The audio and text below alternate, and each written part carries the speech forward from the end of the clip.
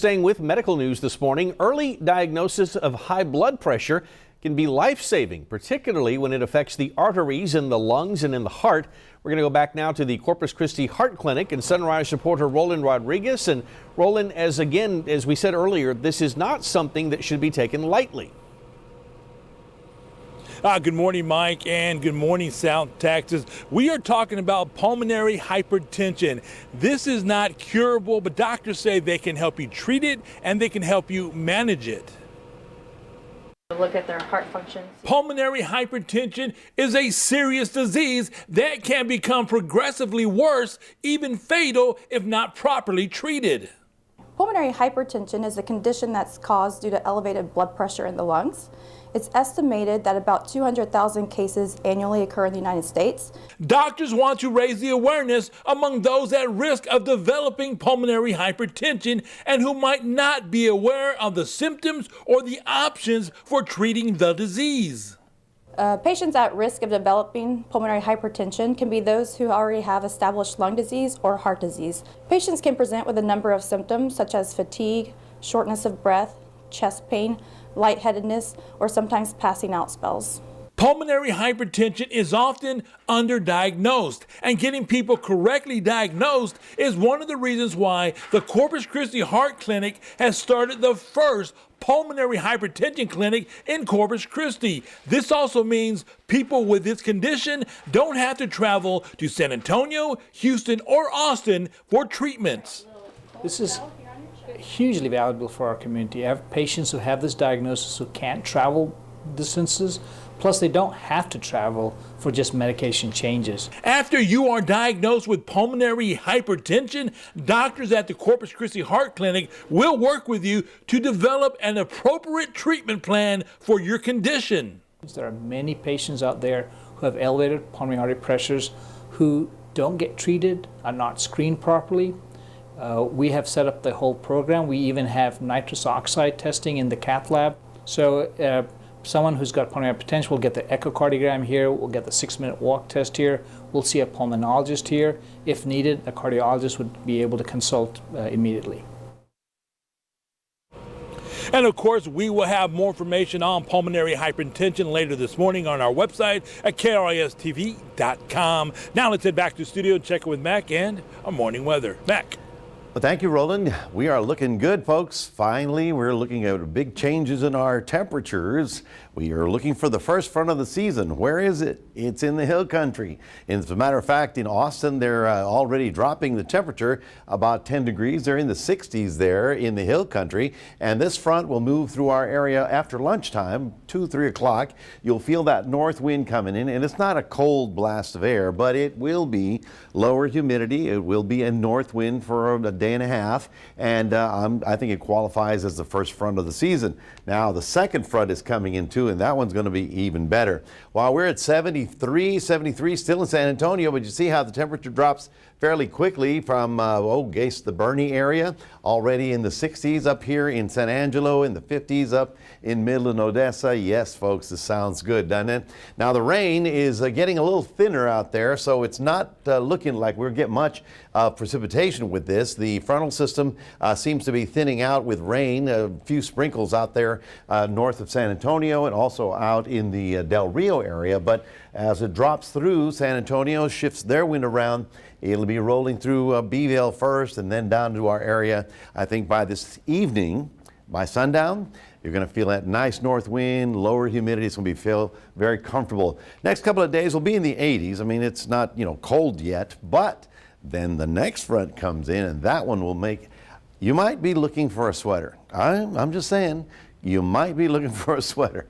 by the weekend. So here's the dry air that we're going to be in for about 2-3 days, and that's going to be making the middle of this week very delightful. The hot, steamy stuff, well, it's pretty much gone. No more 90s. I don't see any 90s. 7 to 10 days, that's good. So frontal system number 1 with a few clouds this afternoon, then 2-3 days of very nice weather under this ridge, and then here it is. Here's the big one that's really going to change the temperatures. As you can see down the valley, they'll be in the 90s, but North Texas already dropping fairly significantly. Frontal system number 1 coming through today, then 2-3 days of beautiful weather. Very low humidities, cool nights, and comfortable days. And then here's number 2, the big one that comes in on Friday. This is a big snowmaker for the first big snowstorm of the season, and much colder weather coming in up north. Get a load of our temperatures. We'll start out at 88 for today. Then that north wind will get us down to about 85, but the night times will be comfortable, getting down into the 60s, low 70s, and again, low humidity will make them feel very comfortable. Here's number 2. That's Friday, maybe with some showers, but look at this. On Saturday morning, down to 62, and Saturday afternoon, 76. I don't know, does that require a sweater? I think it just requires us running around enjoying the weather this coming weekend, which will really feel like October. All right, that's your 7-day forecast brought to you by NEC Co-op Energy. We'll be right back.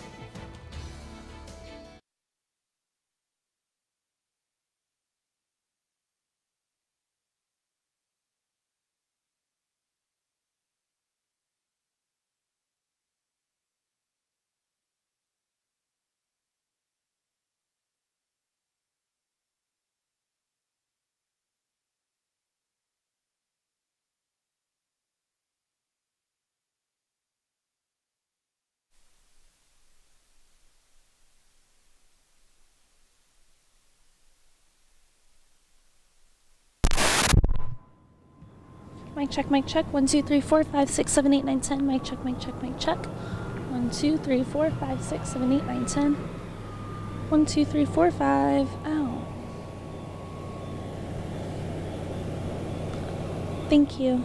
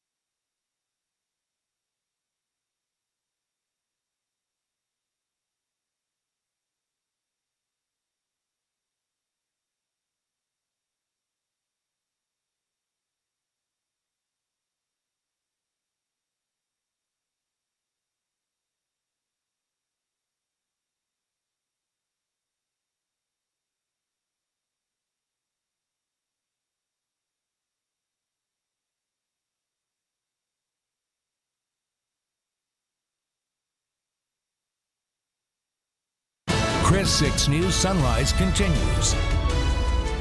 Welcome back. We want to talk a little sports this morning. And before we get to this, I do want to mention ESPN is reporting that the Washington Redskins of the National Football League have fired head coach Jay Gruden. Everybody saw that one coming.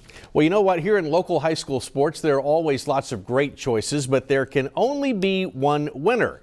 Here's Chris 6 reporter Jeff Dubroff with his pick for the high school football play of the week. Hi, good morning, everybody. I hope you had a wonderful weekend. Week 6 of the high school football season in the books. We're already halfway through the 2019 season. Let that sink in. And boy, did we have a great top play for you from this week. Check it out. This is your Friday Night Fever Play of the Week, brought to you by the Built Ford Tough Player of the Week, which recognizes student athletes for their athletic and academic performance. Nominate players at playeroftheweek.com. This was a great play right here. Toloso Midway got a huge win over San Antonio Southside, and Noah Barrientos might have been the biggest part of that. Look at this. Immediately swarmed by multiple defenders. They think the play's dead. Our cameraman Dennis Kingsbury thinks it's dead. It's not. Whistle doesn't blow. He keeps on going. It's a touchdown for the Warriors. He knows the old saying, if the whistle does not blow, you do not stop playing. What effort, what hustle. Congratulations to Noah on the top play of the week. Stick around tonight. Alan Harwell is going to have a look at week 7 of the high school football season. That's all your sports for this Monday morning. Have a great start to your week, everyone. Happening now, 30 people have been arrested as protesters who demand action on climate change have been arrested and going through streets. This happened today in multiple cities in New Zealand, and also protests were organized by the Extinction Rebellion. And arrested individuals' offenses face the charges of obstructing traffic and disobeying a reasonable direction.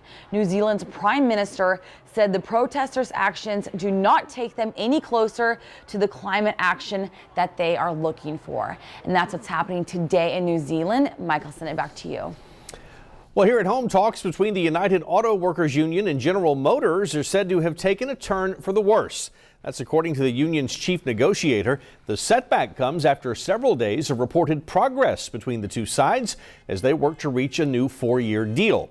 With nearly 50,000 GM workers on strike, this is the largest work stoppage at any U.S. business since, well, the last time auto workers struck at GM in 2007. That strike, however, was over in less than 3 days, while this one has now extended into its 21st day. Retail giant Macy's is planning to hire about 80,000 additional employees for the holidays. 30,000 of those jobs are actually in the store's fulfillment centers. Now, some of the new employees will even get to help support the Macy's Thanksgiving Day Parade and other holiday events. By the way, seasonal employees still get a 20% discount and a chance to stay on after the holidays. Macy's says it will schedule phone interviews for online applicants. Well, a competition is nearing for students in Beeville who are taking their STEM program to the next level by building electric cars. Chelsea Torres is at the St. Mary's Academy Charter School. And Chelsea, tell us a little bit about the competition and tell us about the students as well. That competition is the Green Power USA Electric Cars Challenge. It's happening in Houston next month, and 6th graders from this academy will actually be the youngest competitors at that competition. Now, the St. Mary's Academy Charter School has the first Green Power electric cars in the Coastal Bend, and their mechanics have barely made it to the 7th grade. The white car that you see is the Goblin. It goes 18 miles per hour and is built by 4th and 5th graders. The black car is the F24, and that one goes 35 miles per hour and is built by the 6th graders. Now, the students learn how to set up the frame, wire, and design the electric cars in its entirety. The F24 will be used in the competition in Houston, but the Goblin, however, will not compete because there is not a division for the younger students, but they will still get to show off how it's made. They are going to let us go and showcase their car, and if we're lucky, they'll be able to drive it around the track as an exhibition.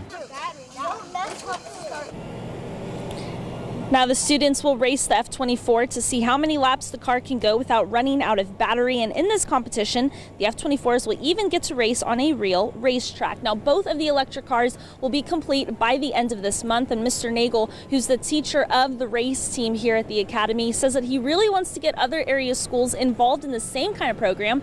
That way, they have someone else to race against and practice against instead of having to travel across the state. Mike, Mac, I'll send it back to y'all. All right, some impressive young people out there doing stuff I never thought about doing at that age. Yeah, maybe they'll be able to build their own car later on. They will, and it'll be electric, and we'll all thank them for it, and then we'll pay lots of money to buy it from them. Good stuff, and they're having fun, which is the key to all that.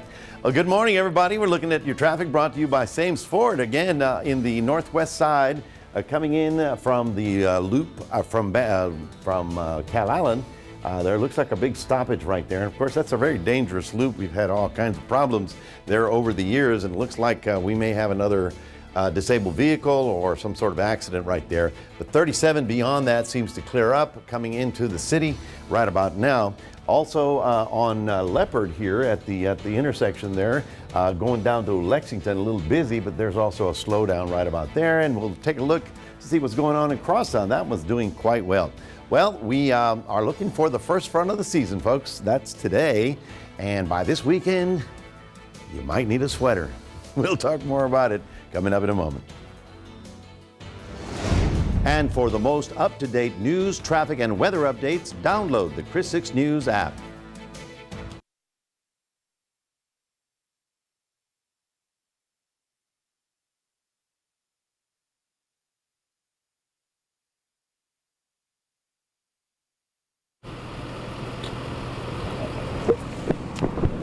Mic check, how you doing? 1, 2, 3, mic check, 1, 2, 3, uno, dos, tres. What? Fantastico. Mike, fantastico. Have you seen the message about Naval Air Station Corpus Christi? Okay.